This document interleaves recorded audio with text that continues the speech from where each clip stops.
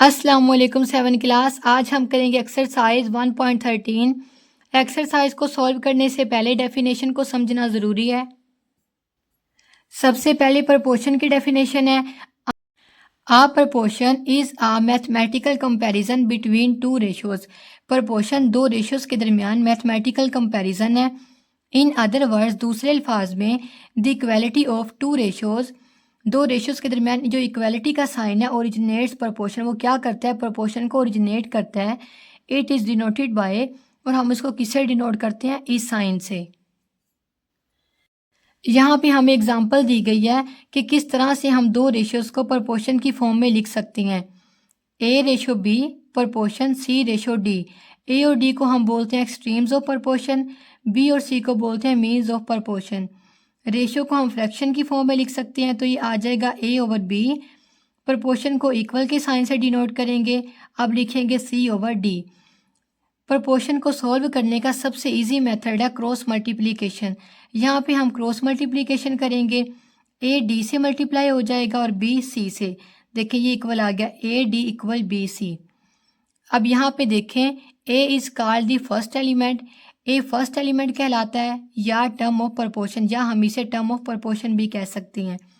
B is called the second element, B कहलाता है second element या term of proportion. C is called the third element और term of proportion, C कहलाता है third element या term of proportion. D कहलाता है fourth element या term of proportion. Kinds of proportion, proportion की टू काइंड्स हैं। एक है डायरेक्ट प्रपोर्शन और दूसरी है इनडायरेक्ट या इनवर्स प्रपोर्शन। पहले डायरेक्ट प्रपोर्शन की डेफिनेशन को देख लेते हैं। Two quantities are said to be in direct proportion, दो मिकदारें डायरेक्ट प्रपोर्शन में कहलाती हैं if increase or decrease in one quantity cause the increase or decrease in the other quantity in the same ratio. अगर एक मिकदार के बढ़ने या कम होने से दूसरी भी उसी रेशो से बढ़े या कम हो, वो क्या होगी? Direct proportion. नेक्स्ट है इनडायरेक्ट या inverse proportion. Two quantities are said to be in direct proportion, दो क्वांटिटीज इनडायरेक्ट प्रपोर्शन में कहलाती हैं if the increase or decrease in one quantity cause the decrease or increase in the other quantity in the same ratio. अगर एक मिकदार के बढ़ने से दूसरी कम हो या एक मिकदार के कम होने से दूसरी उसी रेशो से बढ़ जाए, वो क्या होगी? Indirect proportion. क्वेश्चन नंबर 1 है, which of the following are in proportion. Question number 1 के टोटल 6 पार्ट्स हैं और हमने ये बताना है क्या दी गई रेशियोज प्रपोर्शन में हैं या नहीं। फर्स्ट पार्ट है 7:2 प्रपोर्शन 35:10। फर्स्ट और फोर्थ एलिमेंट को हम बोलते हैं एक्सट्रीम ऑफ प्रपोर्शन, तो हम यहाँ पे लिख लेंगे extremes.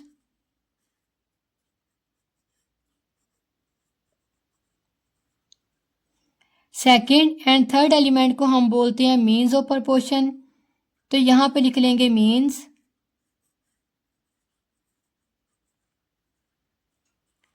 Product of extremes equal होता है प्रोडक्ट ऑफ मीन्स के। अब इसे यहाँ पे राइट कर लेंगे, product of extremes equal product of means.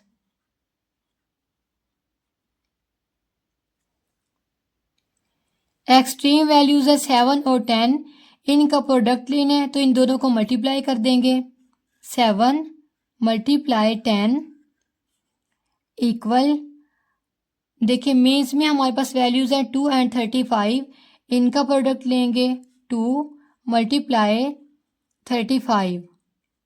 7 10s are 70, 2 को 35 से मल्टीप्लाई करेंगे तो क्या आ जाएगा? 70। राइट साइड लेफ्ट साइड की इक्वल है, इसका ये मतलब है एक्सट्रीम वैल्यूज का जो प्रोडक्ट है वो मीन्स वैल्यू के प्रोडक्ट के इक्वल है। अब हम यहाँ पे लिख देंगे in proportion.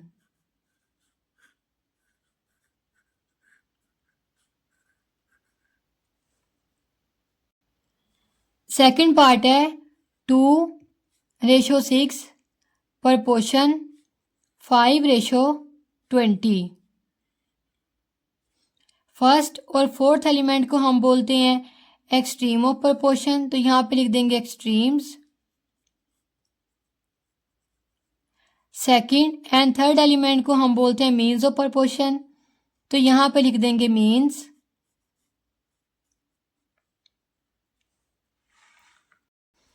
Product of extremes equal होता है प्रोडक्ट ऑफ मीन्स के। अब यहाँ पे एक्सट्रीम वैल्यूज को लिखेंगे। 2 और 20 हमारे पास एक्सट्रीम वैल्यूज हैं, इनका प्रोडक्ट लेंगे। 2 × 20 मीन्स वैल्यू का प्रोडक्ट लेंगे। मीन्स वैल्यू है 6 एंड 5, इनको मल्टीप्लाई कर लेंगे। 6 × 5, 2 को 20 से मल्टीप्लाई करेंगे तो ये आ जाएगा 40 equal 6 5 30। Right side left side की इक्वल नहीं है, हम यहाँ पे लगा देंगे नॉट इक्वल टू। देखें एक्सट्रीम वैल्यूज का जो प्रोडक्ट है वो मीन्स वैल्यू के प्रोडक्ट के इक्वल नहीं है। ये दोनों वैल्यूज प्रोपोर्शन में नहीं है, इसलिए हम यहाँ पे लिख देंगे नॉट इन प्रोपोर्शन।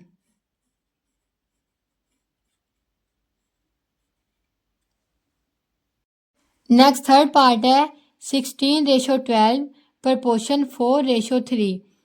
हमने यहाँ पे एक्सट्रीम एंड मीन वैल्यूज को राइट कर लिया है। Product of extremes equal product of means, दोनों का प्रोडक्ट इक्वल होता है। अब यहाँ पे वैल्यूज को राइट कर लेंगे। 16 × 3 equal 12 × 4। 16 3s are 48 equal 12 4s are 48।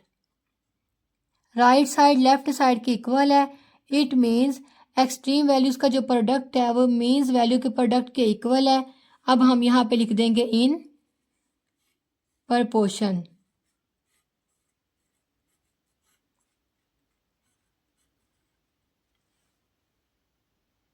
Next fourth part है 10:8 प्रोपोर्शन 70:56।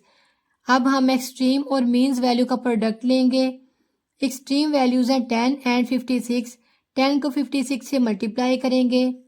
10 × 56 इक्वल मीन्स वैल्यू का प्रोडक्ट लेंगे। मीन्स वैल्यू है 8 एंड 70।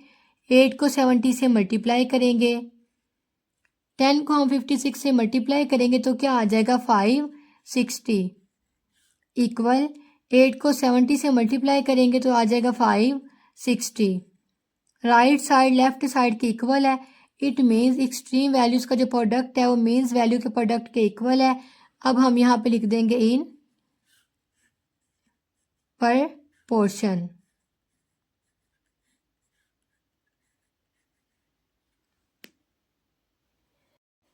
नेक्स्ट फिफ्थ पार्ट है 15:50 प्रोपोर्शन 9:30। हमने एक्सट्रीम और मीन्स वैल्यू को राइट कर लिया है। अब इन दोनों का प्रोडक्ट लेंगे। एक्सट्रीम वैल्यूज है 15 एंड 30, दोनों को मल्टीप्लाई करेंगे। 15 × 30 इक्वल मीन्स वैल्यू का प्रोडक्ट लेंगे। 50 × 9। 15 को 30 से मल्टीप्लाई करेंगे तो ये आ जाएगा 450 इक्वल 50 को 9 से मल्टीप्लाई करेंगे तो ये भी क्या आ जाएगा 450। राइट साइड लेफ्ट साइड की इक्वल है। इट मीन्स एक्सट्रीम और मीन वैल्यू का जो प्रोडक्ट है वो इक्वल है। अब हम यहाँ पे लिख देंगे इन प्रोपोर्शन।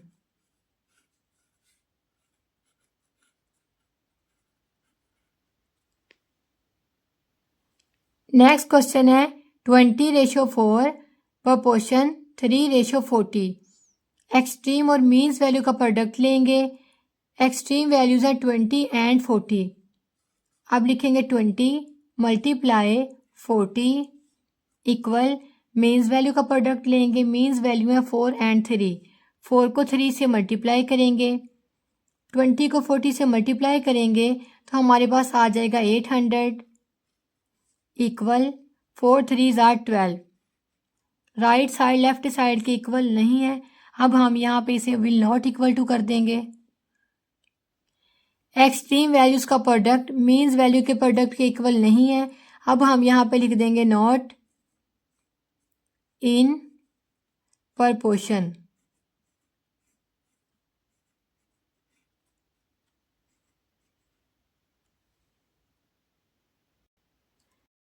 नेक्स्ट क्वेश्चन है find the value of variable in the following proportions.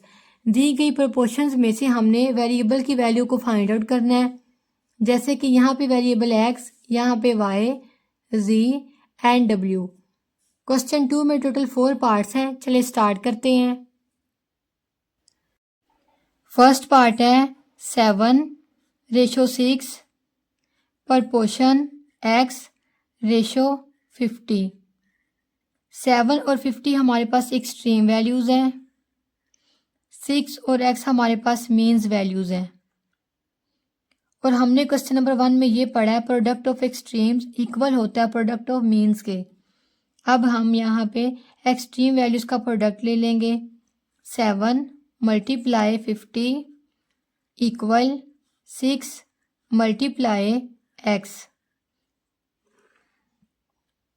7 को 50 से मल्टीप्लाई करेंगे तो आ जाएगा 350 इक्वल 6x।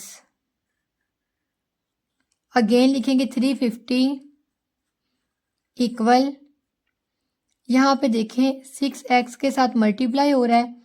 जब हम इसे राइट साइड से लेफ्ट साइड पे लेके जाएंगे तो ये क्या हो जाएगा डिवाइड। हमने x की वैल्यू को फाइंड आउट करना है, इसलिए 6 को लेफ्ट साइड पे लेकर जाएंगे तो यहाँ पे रह जाएगा x। अब 350 को 6 से डिवाइड करेंगे। 6 5 ज़ार 30। 5 में 0 को माइनस किया 5, 0 को ड्रॉप कर लेंगे। 6 8 ज़ार 48। 50 में से 48 को माइनस करेंगे 2 आ जाएगा। यहाँ पे डॉट लगाएंगे तो यहाँ पे आ जाएगा 0 0। 6 3 ज़ार 18। 20 में से 18 को माइनस करेंगे 2, अगेन 0 लेंगे, यहाँ पे भी 0 आ जाएगा। 6 3 ज़ार 18। 20 में से 18 को माइनस करेंगे तो आ जाएगा 2। इन दोनों को डिवाइड करने से आंसर आया 58.33 इक्वल x। अब x को पहले लिख देंगे और इसकी वैल्यू को बाद में। हमने x की वैल्यू को ही फाइंड आउट करना था, ये x की वैल्यू आ गई। सेकंड पार्ट है y ratio 8 proportion 45 ratio 20। First और फोर्थ टर्म को हम बोलते हैं extreme values. Second and third term को हम बोलते हैं मीन्स वैल्यूज़। एक्सट्रीम वैल्यूज़ का प्रोडक्ट लेंगे y × 20 इक्वल मीन्स वैल्यू का प्रोडक्ट लेंगे 8 × 45।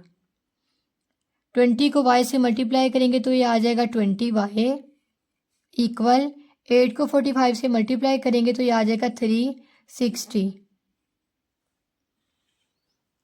हमने y की वैल्यू को फाइंड आउट करना है तो 20 को लेफ्ट साइड से राइट साइड पे लेके आएंगे। यहाँ पे ये y से मल्टीप्लाई हो रहा है, जब राइट साइड पे आएगा तो क्या हो जाएगा डिवाइड। y equal 360/20। 0 0 से कैंसिल, 2 1 ज़ा 2, 2 1 ज़ा 2, ये 3 था 1 यहाँ पे चला गया, ये बन गया 16। 2 8 ज़ार 16। y की वैल्यू आ गई 18। नेक्स्ट थर्ड पार्ट है z ratio 9 proportion 15 ratio 35। z और 35 हमारे पास एक्सट्रीम वैल्यूज़ हैं। 9 और 15 हमारे पास मेन वैल्यूज़ है। z को 35 से मल्टीप्लाई करेंगे इक्वल 9 को 15 से मल्टीप्लाई करेंगे, इन दोनों को मल्टीप्लाई करेंगे तो आ जाएगा 35z इक्वल 9 को 15 से मल्टीप्लाई करेंगे तो ये आ जाएगा 135।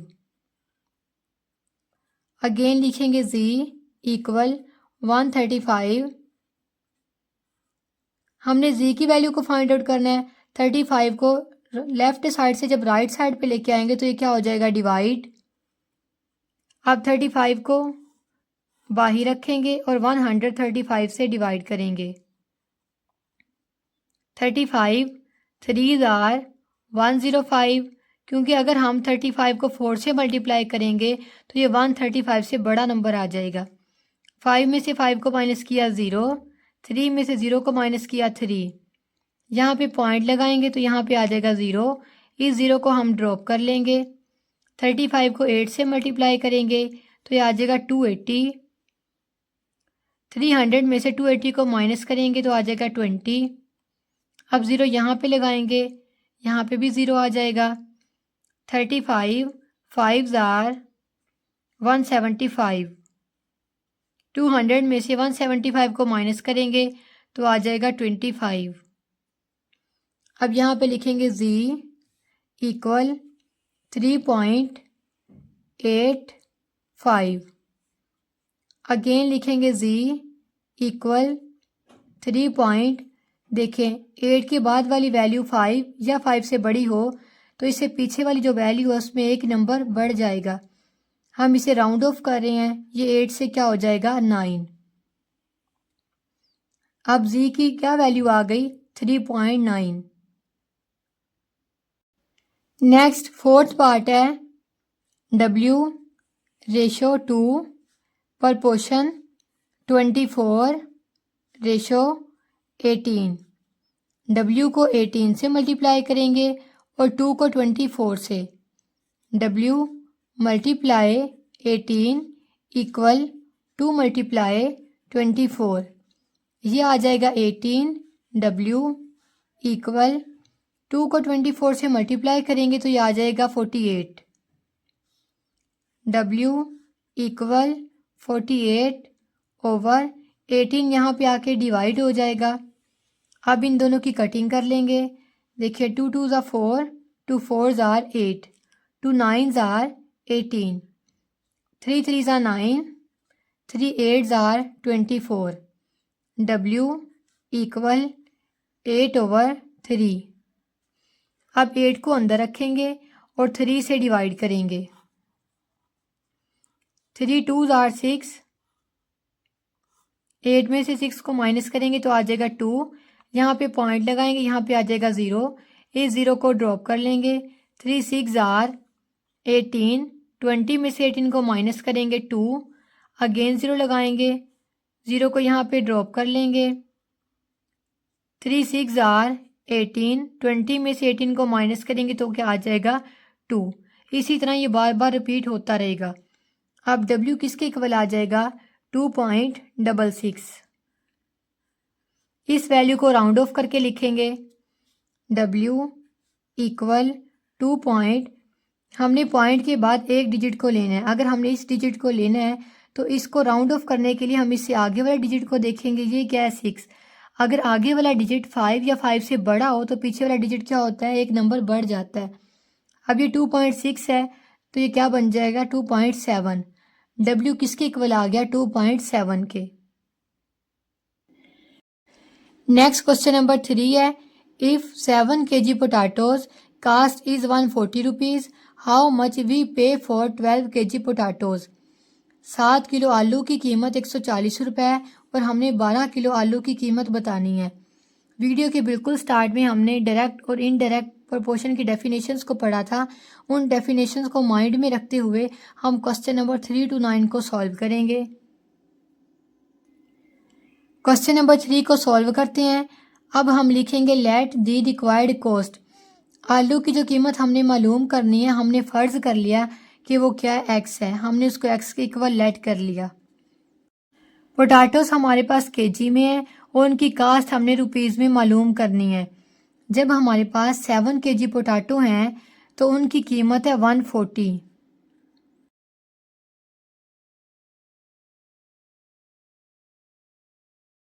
जब हमारे पास 12 kg पोटैटोस होंगे तो हमने उनकी कीमत को मालूम करना है। हमने लेट ये कर लिया कि उनकी कीमत क्या है, x है। जब हमारे पास 7 kg पोटैटोस हैं तो उनकी कीमत है 140। जब हमारे पास 12 kg पोटैटोस होंगे तो उनकी कीमत भी ज़्यादा होगी। इट मीन्स कम पोटैटोस है तो कीमत भी कम है। अब हम यहाँ पे लिख देंगे डिक्रीज, और यहाँ पे भी आ जाएगा डिक्रीज। कम पोटैटोस कम कीमत। आप देखें जब पोटैटोस ज़्यादा होंगे इट मीन्स जब ये इंक्रीज होंगे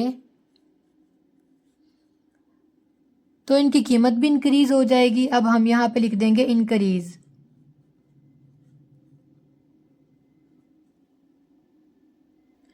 जब हमारे पास कम पोटैटोज हैं तो उनकी कीमत भी कम है। जब पोटैटोज ज़्यादा होंगे तो उनकी कीमत भी ज़्यादा होगी। जी हमारे पास डायरेक्ट प्रोपोर्शन का क्वेश्चन है। डायरेक्ट प्रोपोर्शन में दोनों एरो हेड ऊपर की तरफ जाएंगे।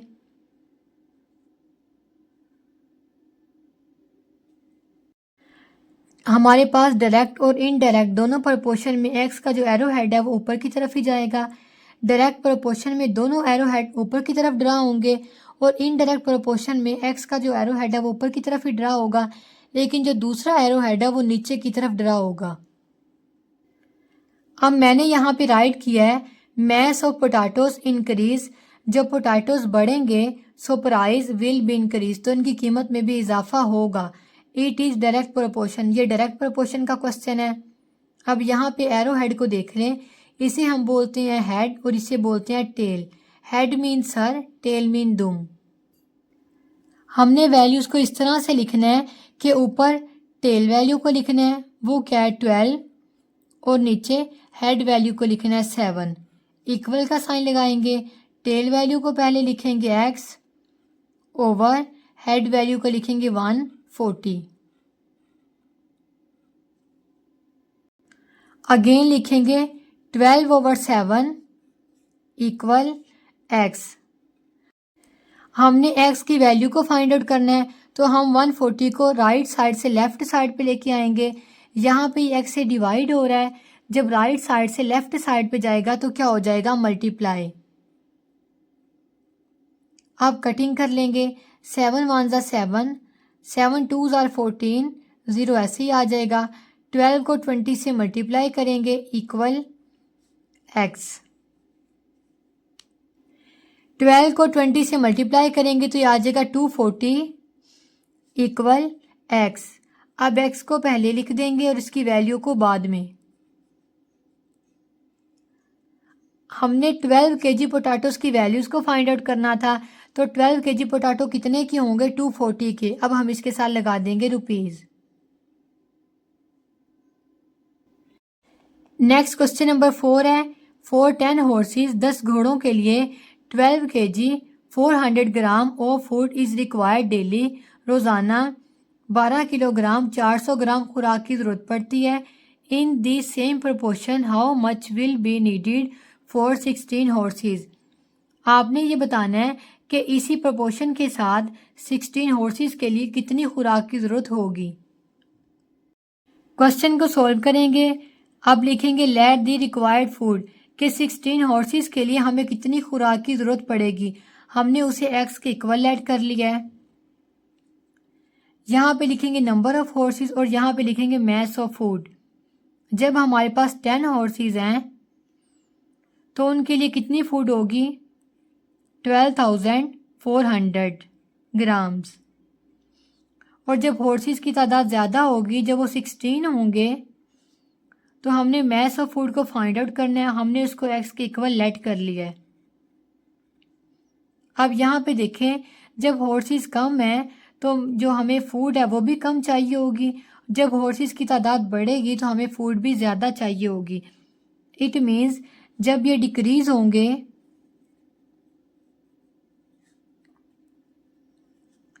तो फूड भी हमें कम चाहिए होगी। यहाँ पे लिख लेते हैं डिक्रीज।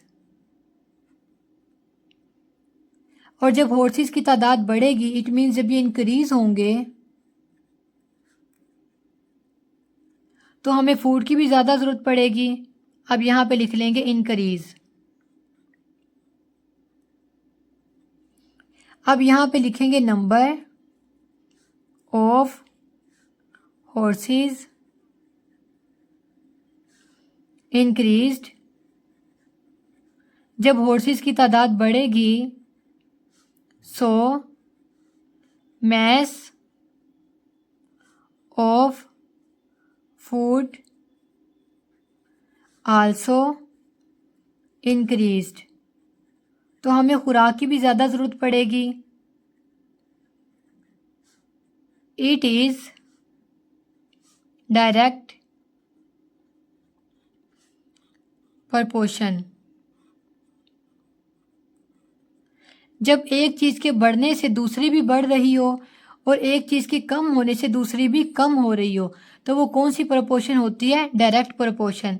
अब देखें दोनों एरो हेड हम ऊपर की तरफ ड्रा करेंगे।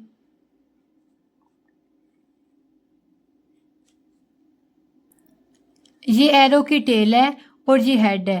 पहले टेल वैल्यू को लिखेंगे 16/10 इक्वल x/12,400। अगेन लिखेंगे 16/10 मल्टीप्लाई 12,400 इक्वल x। हमने x की वैल्यू को फाइंड आउट करना था। ठीक है, अब यहाँ पे अकेले x को बचाना है। 12,400 को जब राइट साइड से लेफ्ट साइड पे लेकर आएंगे तो ये क्या हो जाएगी? मल्टीप्लाई। अब देखिए 1010 से कैंसिल,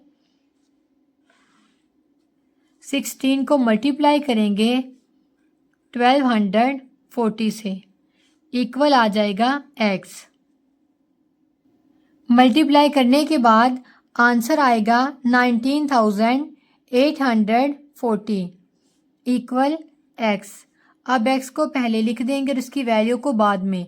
19,840 ये वैल्यू हमारे पास ग्राम में है। इसे ग्राम से किलोग्राम में चेंज करेंगे तो आ जाएगा x equal 19 kilogram 840 gram.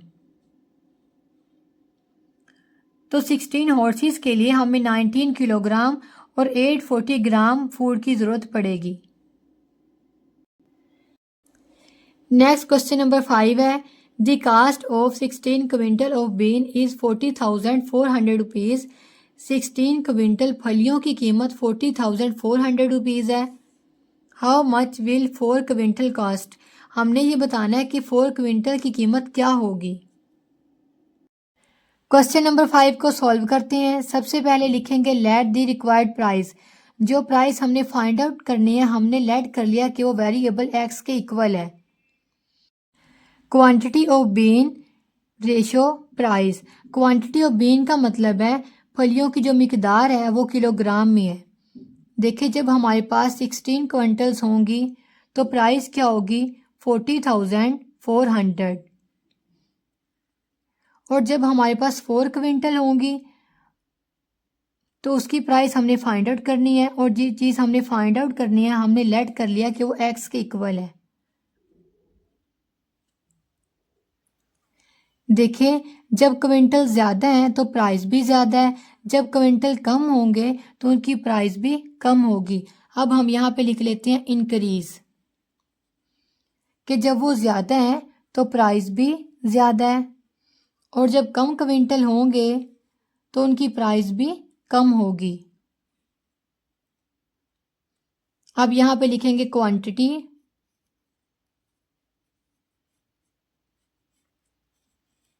Of been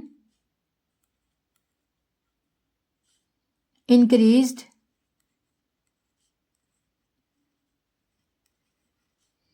so price will be increased।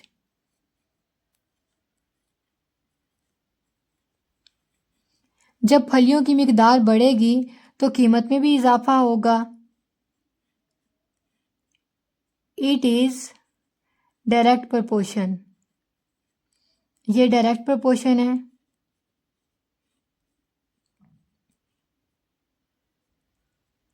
जब एक चीज़ के बढ़ने से दूसरी बढ़ रही हो और जब एक चीज़ की कम होने से दूसरी भी कम हो रही हो तो वो क्या होती है? Direct proportion. डायरेक्ट प्रोपोर्शन में दोनों एरो हेड ऊपर की तरफ ड्रॉ करेंगे।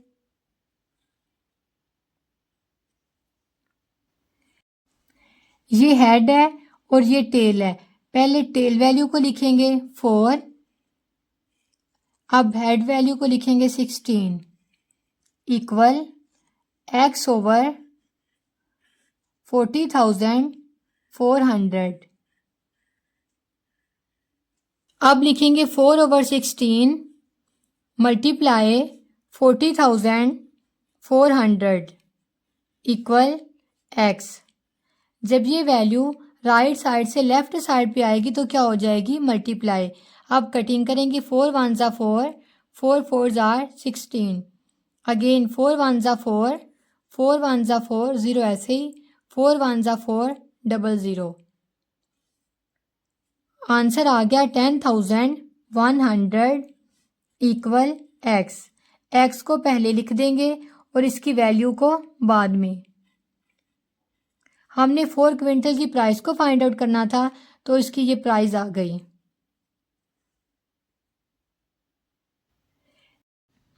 नेक्स्ट क्वेश्चन नंबर 6 है, if a box of sweets is divided among 24 children. अगर मिठाई का एक डब्बा 24 बच्चों में तकसीम किया जाए, they will get 5 sweets each. तो हर एक को 5 स्वीट्स मिलेंगी। How many each will get if the number of children is reduced by 4। अगर 4 बच्चों को कम कर दिया जाए तो हर बच्चे को कितनी स्वीट्स मिलेंगी, हमने ये फाइंड करना है। क्वेश्चन नंबर 6 को सॉल्व करते हैं। सबसे पहले राइट करेंगे लेट नंबर ऑफ स्वीट्स, कि अगर बच्चों को कम कर दिया जाए तो हर बच्चे को कितनी स्वीट्स मिलेंगी, हमने उसे x के इक्वल लेट कर लिया है।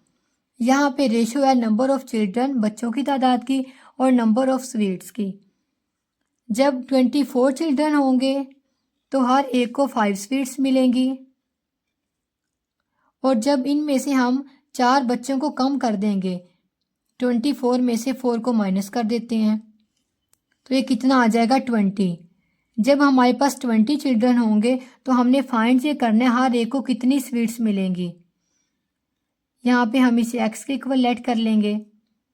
अब यहाँ पे लिखेंगे कि जब बच्चे ज़्यादा हैं, ज़्यादा का मतलब जब बच्चे इंक्रीज़ हैं, उनमें इजाफा है, तो उनको स्वीट्स कम मिल रही हैं, यहाँ पे लिखेंगे डिक्रीज़। और जब बच्चे कम होंगे मतलब डिक्रीज़ होंगे तो उनको स्वीट्स ज़्यादा मिलेंगी। अब हम यहाँ पे लिखेंगे इंक्रीज़। यहाँ पे स्टेटमेंट लिखते हैं नंबर ऑफ चिल्ड्रन डिक्रीज्ड। जब बच्चों की तादाद कम होगी so number of sweets will be increased. तो बच्चों को ज़्यादा स्वीट्स मिलेंगी। It is inverse proportion.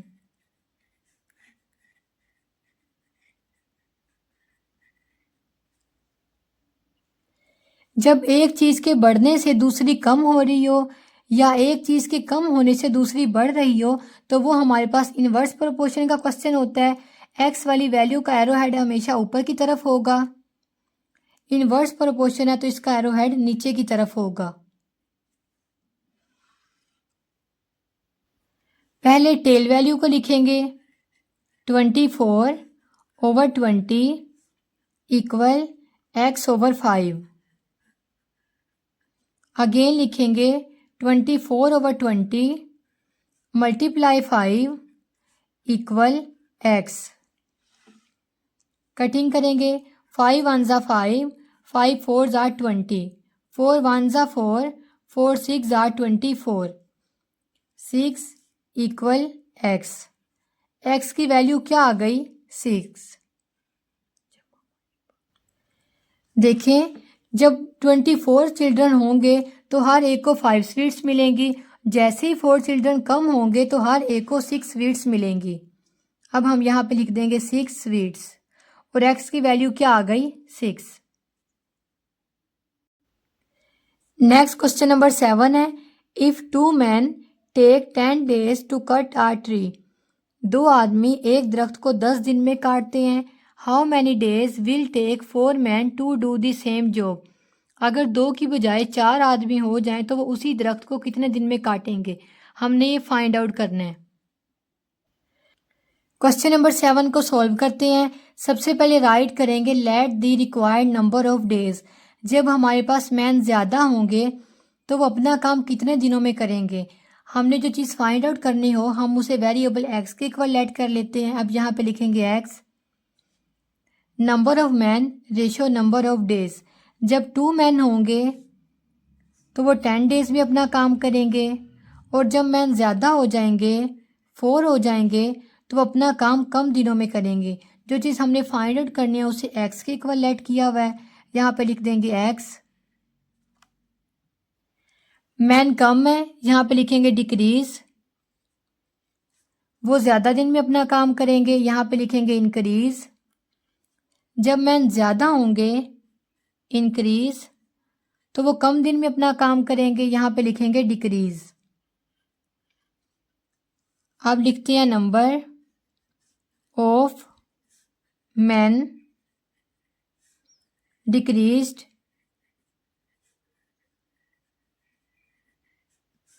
so the days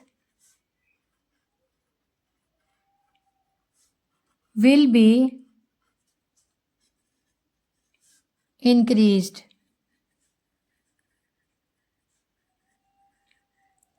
कि जब आदमी कम होंगे तो वो ज़्यादा दिनों में अपना काम करेंगे।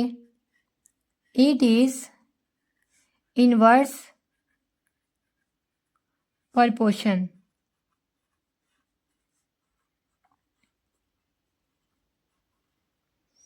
एक्स का एरो हेड हमेशा ऊपर की तरफ जाता है, हम इसे ड्रा कर देंगे। इनवर्स प्रोपोर्शन है तो इसका एरो हेड नीचे की तरफ आएगा। पहले टेल वैल्यू लिखेंगे 2/4 इक्वल x/10। अगेन लिखेंगे 2/4 multiply 10 equal x। 2 1s are 2, 2 2s are 4, 2 1s are 2, 2 5s are 10। 1 को 5 से मल्टीप्लाई करेंगे तो क्या आ जाएगा? 5 इक्वल x। x को पहले लिख देंगे और 5 को बाद में। अब देखें, जब हमारे पास 2 मैन है तो वो 10 डेज में अपना काम करेंगे और जब मैन डबल हो जाएंगे, 2 से 4 हो जाएंगे, तो वो उसी काम को 5 डेज में करेंगे। अब यहाँ पे लिख देंगे 5 डेज। x की वैल्यू आ गई 5। If 1 person takes 10 days to pick the apples from a garden.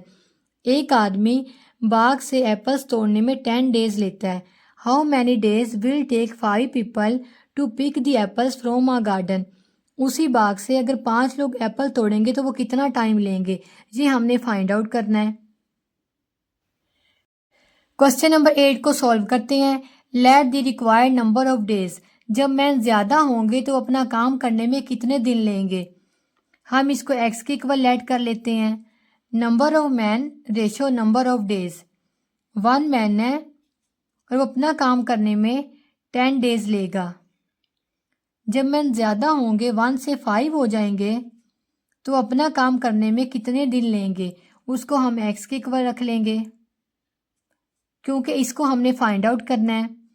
अब यहाँ पे देखें, मैन कम है मीन्स डिक्रीज और दिन क्या है? ज़्यादा, इंक्रीज। जब मैन ज़्यादा होंगे, इंक्रीज होंगे, तो वो कम दिन लेंगे, यहाँ पे लिख देंगे डिक्रीज। अब हम यहाँ पे लिखेंगे नंबर ऑफ मैन डिक्रीज्ड, जब आदमी कम होंगे so number of days will be increased, तो वो ज़्यादा दिनों में अपना काम करेंगे। It is inverse proportion,